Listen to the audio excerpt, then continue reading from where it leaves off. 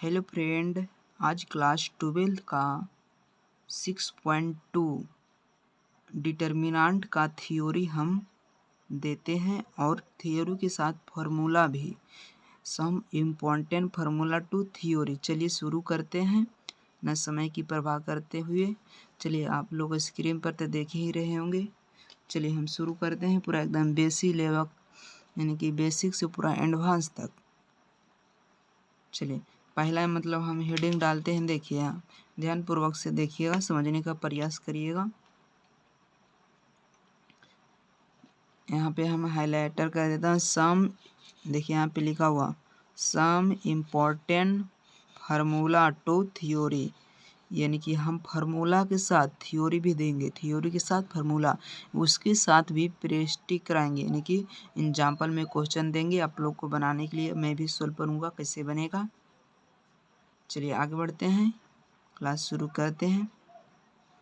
चलिए पहला देख सकते हैं स्क्रीन पर, हैशटैग नंबर 01। यदि किसी यदि तीन बिंदु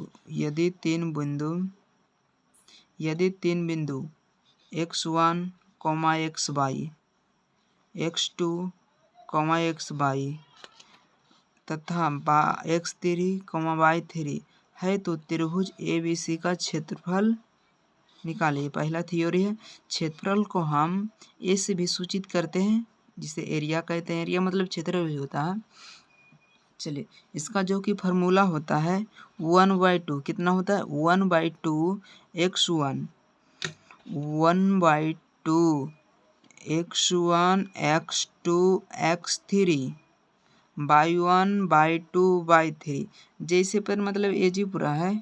यहाँ पे जैसा देखिए रखा हुआ है x1 + x2, यहाँ ला के यहाँ पे रख देते हैं, यहाँ ला के यहाँ पे रख देते हैं। जैसे यहाँ है तो यहाँ डायरेक्ट हम बैठा देते हैं, यानी कि x3, y3 यहाँ डायरेक्ट, यानी पूरा ये जैसा आप 10th में भी पढ़े होंगे। 10th में दूसरा है हीरोन का होता है, यानी कि हाँ 9th में हीरोन का 10th में दूसरा होता था, यानी कि वो भी आराम में था। ये बहुत ईजी है। इसका मतलब इसका formula 1/2 x1 y1 1 x2 y2 1 x3 y3 1 वर्ग इकाई होता है इसका फार्मूला। चलिए हम इस पे क्वेश्चन देखते हैं, बनाते हैं। देखिए यहाँ पे क्वेश्चन दिया हुआ है, हम इसे सोल्व करते हैं। चलिए हम आप लोग को सोल्व करके दिखाते हैं कैसे सोल्व होता है। चलिए यहाँ पे क्वेश्चन दिया हुआ है। पहले हम क्या लिख लेंगे? पहले नंबर हम लिख लेंगे गिवन डेट। गिवन डेट मतलब दिया हुआ। चलिए हम लिखते हैं दिया हुआ है।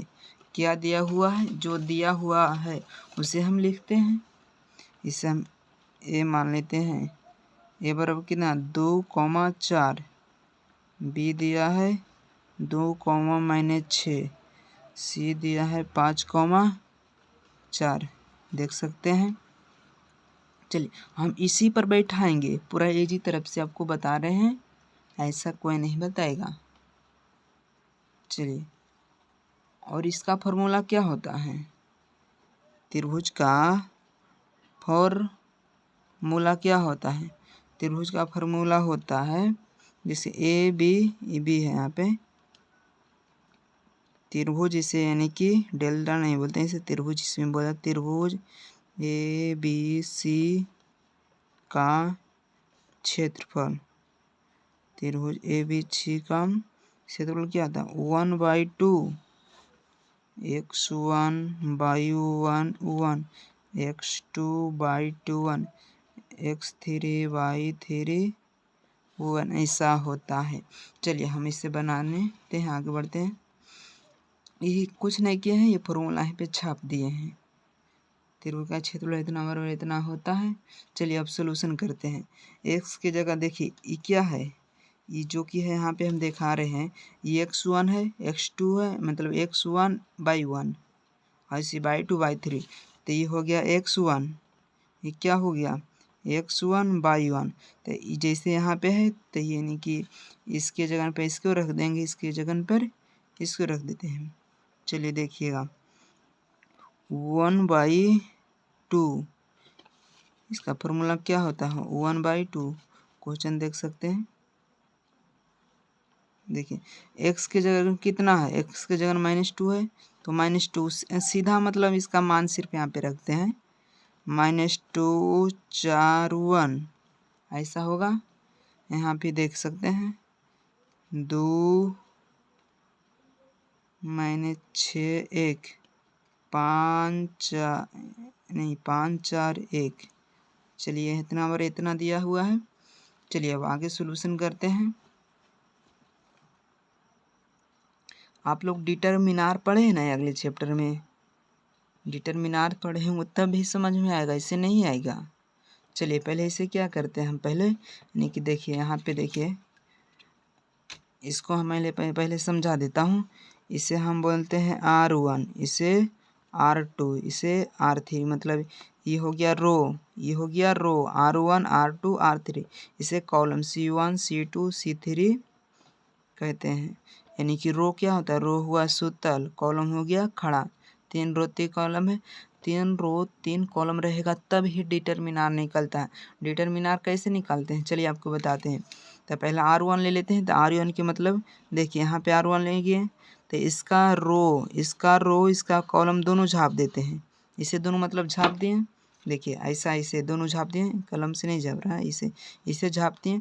तिरछा तिरछी यहाँ पे गुना होता है, तिरछा तिरछी इसमें दोनों गुना होता है। तो यहाँ पर क्या लिखा जाएगा 1, जैसे जैसे वहाँ यहाँ पर लिख देते हैं 1/2,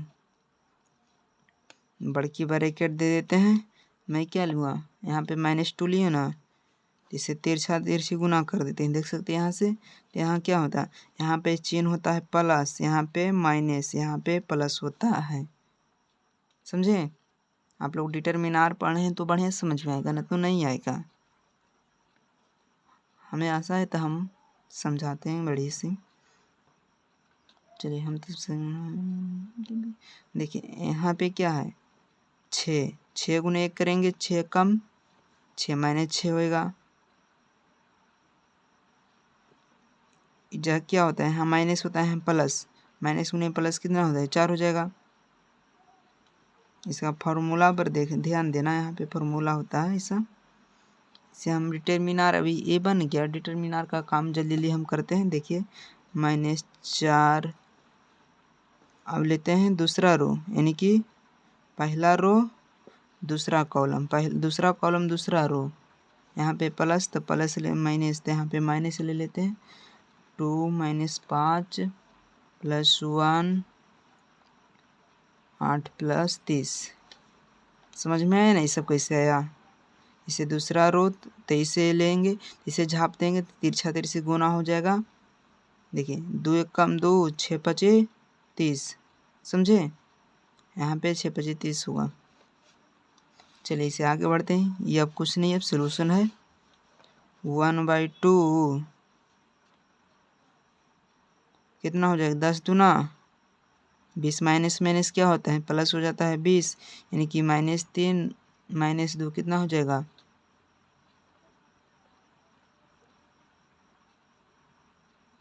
यहाँ पे 4 है, गलत से लिखा गया है।